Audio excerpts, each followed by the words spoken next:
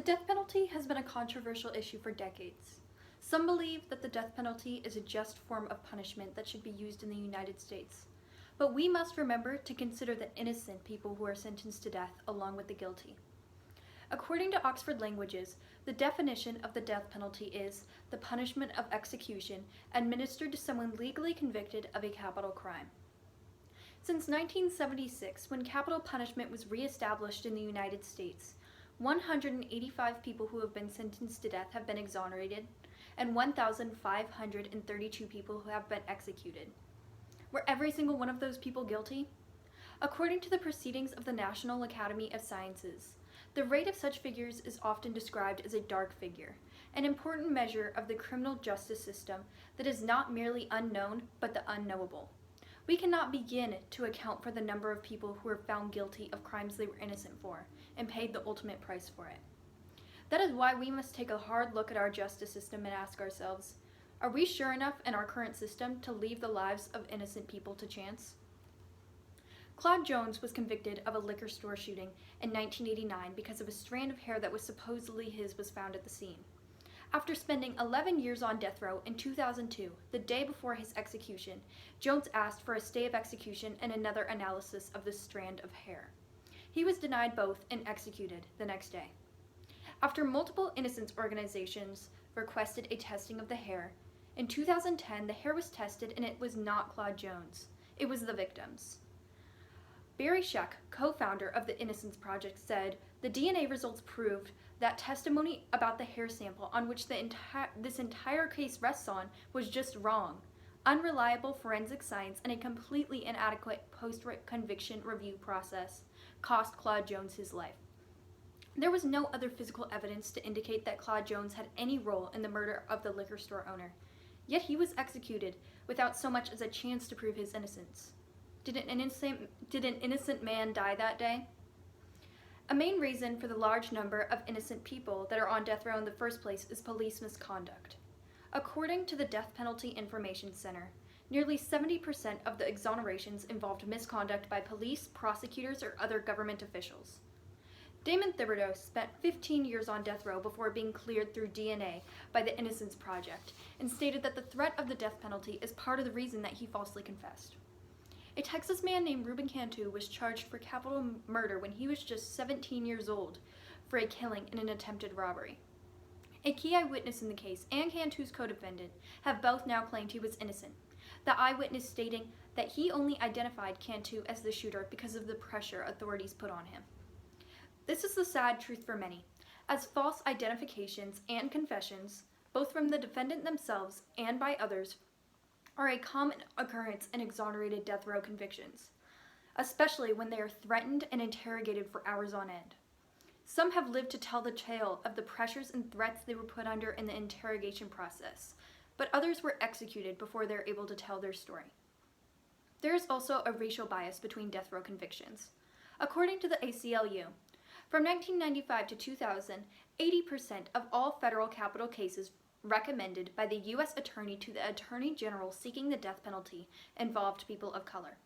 They also explain that 16 of the 18 prisoners currently on death row are either Black, Hispanic, or Asian. According to the Death Penalty Information Center, a new examination of exonerations involving DNA evidence suggests that many more innocence cases remain undetected because DNA evidence was unavailable or courts refused to permit testing. So many have remained on death row for long periods of time, and possibly never left with their lives, because of the misuse, contamination, destruction, or incorrect analysis of evidence. According to the Death Penalty Information Center, the data now shows that for every 8.3 people who have been put to death in the U.S. since exonerations resumed in the 1970s, one person who had been wrongfully convicted and sentenced to death has been exonerated. In addition, the National Academy of Sciences explains that 4.1% of people currently on death row are likely to be innocent. Going back to what we have established, 185 people have been exonerated from death row since 1976, but there are so many more that were executed and may be innocent. I'm not saying that all or any of these people are 100% guilty or innocent, but that's my point. There is doubt within every single one of these cases, and in some, extreme evidence to the contrary. Yet they died for crimes that they possibly didn't commit. Joseph Odell, a man convicted of murder, asked the state to conduct DNA tests on other pieces of evidence to demonstrate his innocence, but was refused, and was executed about a year later. Cameron Todd Willingham was convicted of killing his 3 children in a fire in 1992. The only scientific evidence was the supposed use of fire accelerants in the children's rooms in the hallway.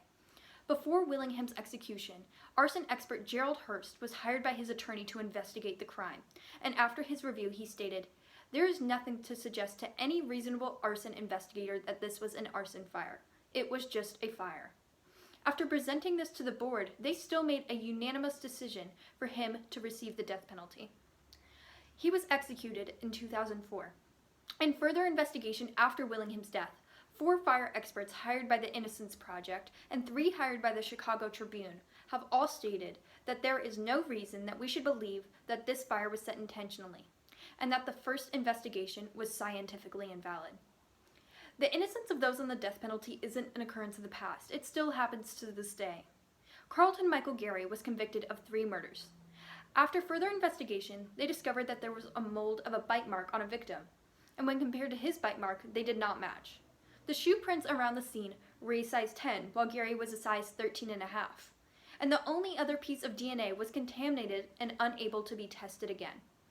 The police then stated that Gary had confessed, although Gary denied it and it was never recorded or documented. After his request for clemency, the act of requesting a relief in sentencing, he was denied and executed in 2018. Walter Barton was convicted in 1993 after being accused of killing an 81-year-old woman. The prosecution said that the bloodstains on his clothes were from high-velocity blood spatter, although he always stuck with his claim that he got the blood on his clothes when he pulled her granddaughter away from the scene after finding her body with a neighbor. In a 2015 analysis by crime scene analyst Lawrence Renner, he established that the stains on Barton's clothes were transfer stains. And after these revelations, 3 jury members signed affidavits stating that this would have affected their guilt stage deliberations. Walter Barton was executed in 2020. When discussing the possible innocence of a man named Larry Griffin, who was executed in 1995 for the murder of Quentin Moss, the New York Times stated, "One of the reasons we have not had a definitive example of the execution of an innocent person is that official investigations cease once the death penalty has been carried out."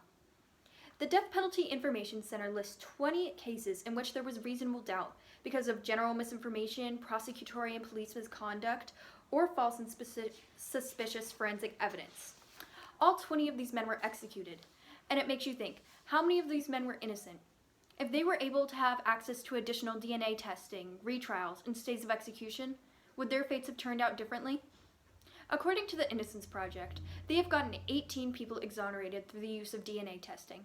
And as a collective group, they have spent 202 years in prison.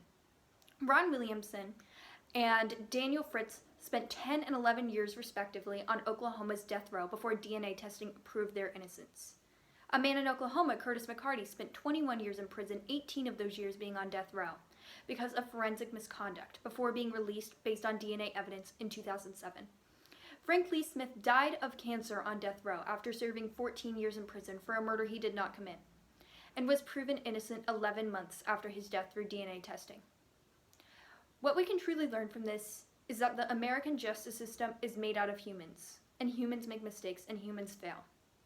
That is why we cannot depend on our system to sort out the innocent from the guilty, and we cannot leave those innocent lives at the mercy of this system. No one makes an effort to reconsider convictions, no matter how much evidence there is to the contrary.